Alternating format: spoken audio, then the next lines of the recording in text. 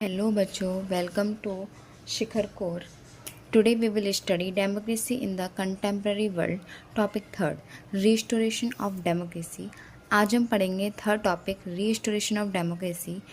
इसमें हम ये देखेंगे कि किस तरीके से पहले यहाँ पे डेमोक्रेसी थी, डेमोक्रेसी के बाद यहाँ पे डिक्टेटरशिप आ गई और उसके बाद अब फिर से लोग डिमांड कर रहे हैं किसकी, डेमोक्रेसी की। तो आज इस वीडियो में हम डेमोक्रेसी रिस्टोरेशन को पढ़ेंगे, किस तरीके से यहाँ पे फिर से डेमोक्रेसी आएगी। सबसे पहले हम ये देखेंगे कि रिस्टोरेशन डेमोक्रेसी क्यों आएगी, मतलब इसके पीछे का रीज़न क्या है। देखो, after many years of military rule under Augusto Pinochet, people in Chile wanted their democracy back. मतलब देखो, बहुत सारी सालों के बाद देखो यहाँ पर मिलिट्री रूल चल रहा था अगस्तो पिनोशे का, ठीक है। मतलब देखो, डेमोक्रेसी थी, डेमोक्रेसी को किसने हटा दिया, अगस्तो पिनोशे ने मिलिट्री की हेल्प से हटवा दिया था और खुद यहाँ पर डिक्टेटरशिप कर रहा था।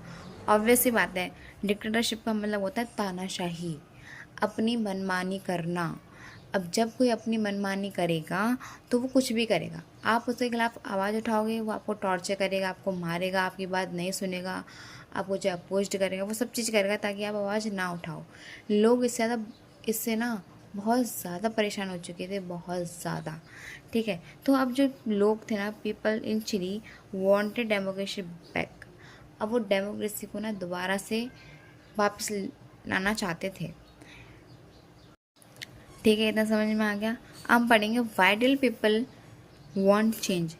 अब लोग चेंज लाना ही क्यों चाहते थे, ये तो हमको समझ में आ गया कि ऑब्वियस सी बात है, डिक्टेटरशिप थी, तानाशाही थी, मनमानी कर रहा था तो लोग उसको हटाना चाहते थे।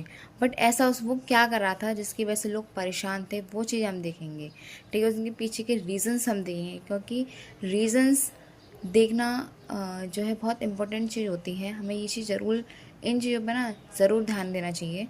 सबसे पहले हम देखेंगे लैक ऑफ फ्रीडम। लोगों के पास फ्रीडम नहीं थी, मतलब पीपल कुड नॉट स्पीक और एक्सप्रेस देयर ओपिनियन फ्रीली।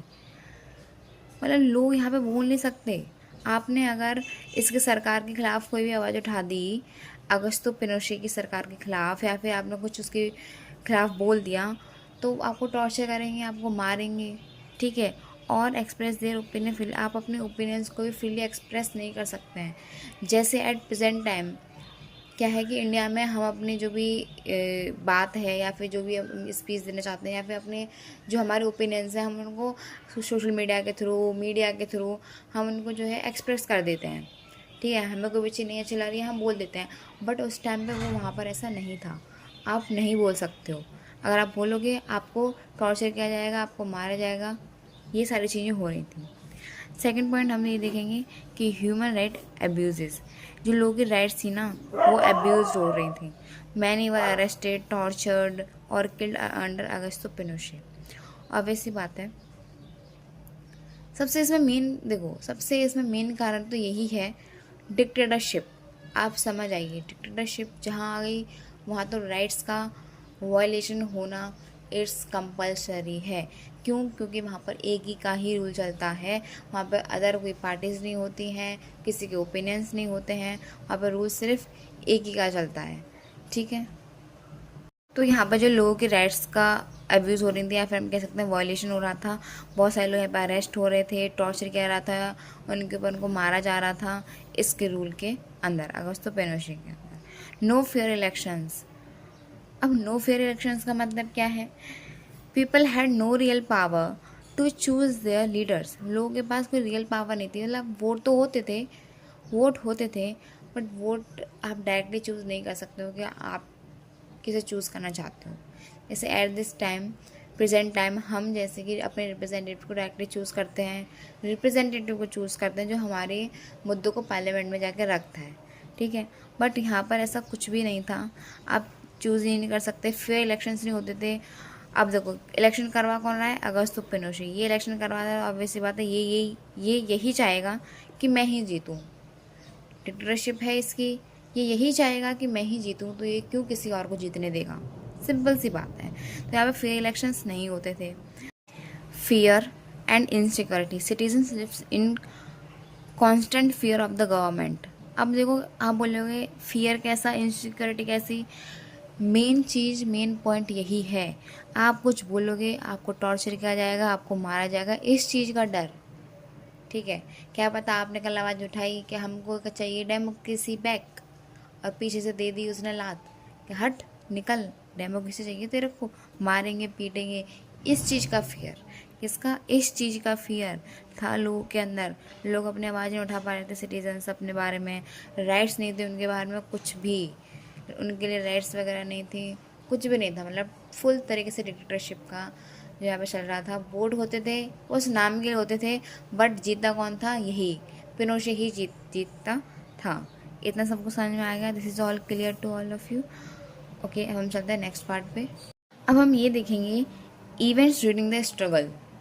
अब स्ट्रगल के दौरान कौन कौन से ऐसे इवेंट्स हुए, वो चीज़ हम देखेंगे। हमने ये तो देख लिया कि रीजंस क्या थे स्ट्रगल होने के पीछे, कारण क्या थे, क्यों लोग चाहते थे कि डेमोक्रेसी दोबारा से आए, फिर ऐसे लोगों ने क्या किया उस दौरान कि डेमोक्रेसी वापस आ ही आए, है ना। तो वो हम स्ट्रगल्स देखेंगे लोगों के।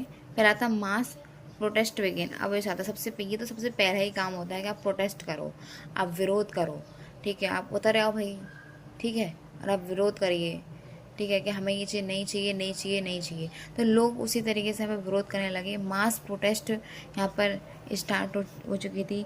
पीपल पीपल मतलब देखो इसमें स्टूडेंट्स थे, वर्कर्स थे, और सब थे मोस्टली इसके अंदर, क्योंकि सबको ही क्या चाहिए थी, democracy back. Started large protest against the rule of Augusto Pinochet. अब इन्होंने एक लार्ज प्रोटेस्ट करना स्टार्ट किया, किसके अगेंस्ट, अगस्तो पिनोशे, क्योंकि यही तो डिक्टेटरशिप का रूलर था, यही तो रूल कर रहा था कंट्री पर।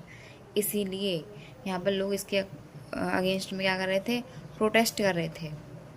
अब हम बात करते हैं सेकंड पॉइंट, अपोजिशन यूनाइटेड। अब ऑब्वियस सी बात है, different political parties and groups come together to demand democracy. देखो परेशान तो पूरी कंट्री ही थी उसके रूल से। ठीक है, पूरी कंट्री क्या थी, परेशान थी, भाई कौन आ गया है तू।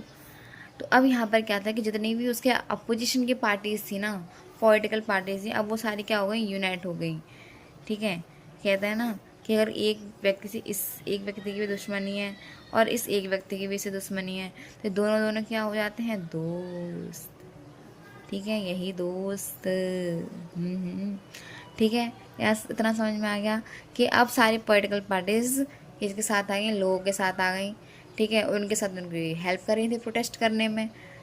ठीक है, फिर third point, international pressure increase. अब यहाँ पे इंटरनेशनल प्रेशर भी इंक्रीज हो गया था। अरे मैम, ये इंटरनेशनल प्रेशर क्या होता है, हमको तो नहीं पता है। अरे नहीं पता है तो उधर सुनिए ना। Other countries criticise Chile for human rights violation. जितनी भी कंट्रीज थी वो भी क्रिटिसाइज़ कर रही थी डेमोक्रेसी को। वो इसलिए क्रिटिसाइज़ कर रही थी क्योंकि यहाँ पे क्या हो रहा था, ह्यूमंस की, हमारी लोगों की राइट्स का वॉलेशन हो रहा था। इसीलिए इसीलिए वो भी अब यूनाइटेड होती आ रही थी। वो भी अदर पॉलिटिकल पार्टीज़ का साथ दे रही थी स्ट्रगल में भी, वो भी मतलब साथ थी। इनके प्रेशर था, वो नहीं चाहते थे कि लोगों के साथ क्या हो, वॉलेशन हो। ठीक है, उनकी ह्यूमन राइट्स का वॉलेशन हो, इसीलिए। तो other countries criticise Chile for human rights violation. ये भी ह्यूमन राइट्स वॉलेशन के दौरान इनको, चिली को क्या करती, क्रिटिसाइज़ करती थी। और ये भी एक प्रेशर ना जो जनरेट हो रहा था ना, इससे बहुत बड़ा फ़ायदा यही हुआ कि लोगों को भी भाई लगा कि भाई हमको भी क्या चाहिए, हमको भी हमारी राइट चाहिए, ये तो हमारे साथ बहुत ज़्यादा गलत हो रहा है। ओके, इतना समझ में आ गया, डन। इफ़ देखो, अगर आपको कोई भी डाउट होता है आप मेरे से कमेंट कर सकते हैं, कमेंट सेक्शन में मैं आपको बता दूँगी। और आप जाके इसको, अगर आपको मेरी कोई वीडियो थोड़ी ऐसी लगती है, मतलब अच्छी लगती है, तो आप मुझे बताइए, लाइक करिए, सब्सक्राइब करिए। Okay, thank you. अब देखो व्हाट हैपन, अब इसके बाद क्या होता है मैम। देखो इन 1988 the government held a referendum. अब मैम ये रेफरेंडम क्या होता है, ये 1988 में गवर्नमेंट ने रेफरेंडम करवाया। अब सुनो, उधर ध्यान से सुनना। ठीक है, सीधे बैठ जाओ, बिल्कुल बैकबोन सीधे रखो, लेटना नहीं है, सीधे होके सुनो। कि ये रेफरेंडम का मतलब होता है a vote where people choose directly. एक ऐसा वोट कि आप जो है ना दोगे, तो आप जो है, ऐसे होता है ना कि आप इस तरीके से समझिए कि इंडिया के अंदर आप वोट दोगे तो आप डायरेक्टली चूज़ करोगे प्राइम मिनिस्टर को, कि हमें डायरेक्टली वोट दिया है प्राइम मिनिस्टर को कि हमें वो रखने हैं या हमें वो नहीं रखने हैं।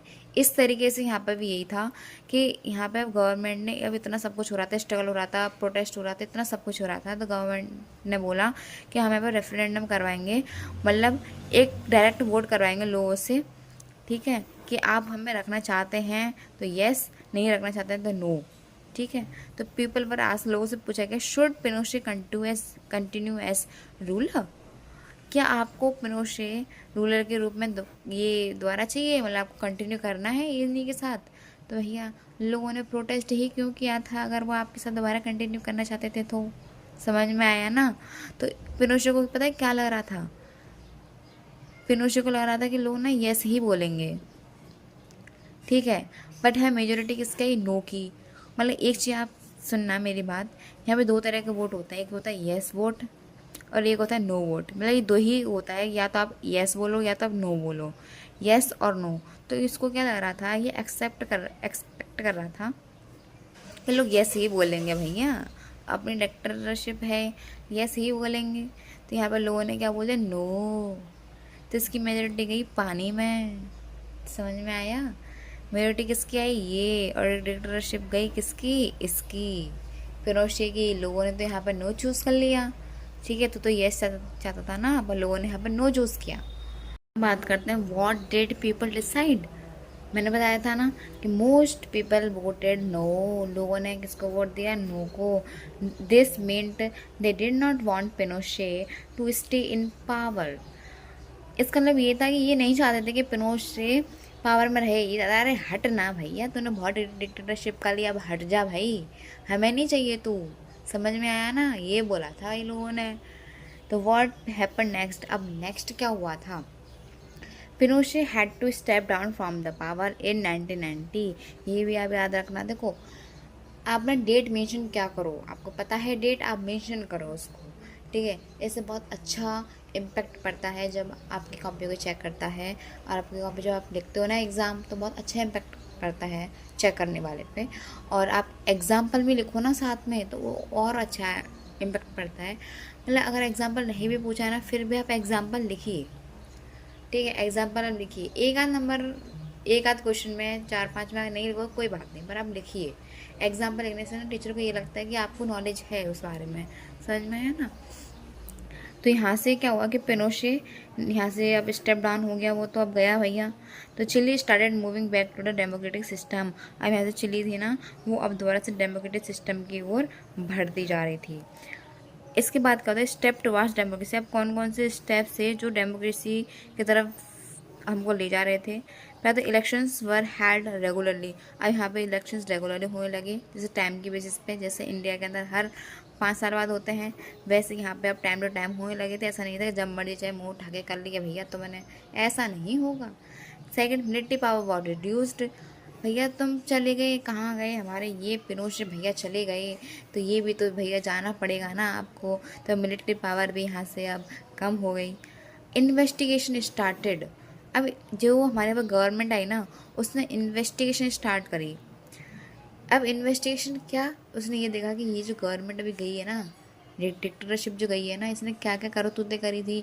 तो करतूतों में ये पाया गया बच्चों कि ये बहुत ब्रूटल थी, वॉयलेंस था, वैसा थी, तो सबको दिखता था कि वो बहुत वॉयलेंट थी भैया, करप्ट भी थी, वो माई गॉड, करप्ट भी थी ये, वैसे बड़े डायलॉग मारते थे ये।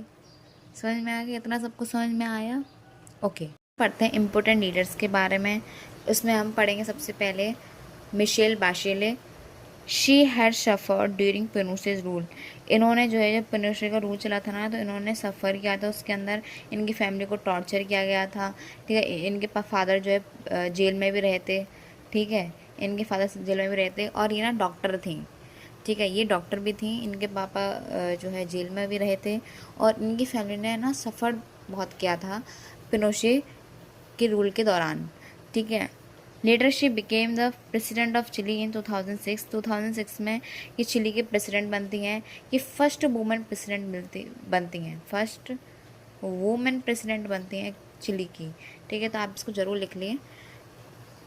आपसे ये पूछा जाए कि पिनोशे के रूल के बाद प्रेसिडेंट बनती हैं, तो बोला नहीं, पिनोशे के रूल के बाद प्रेसिडेंट ये नहीं बनती हैं।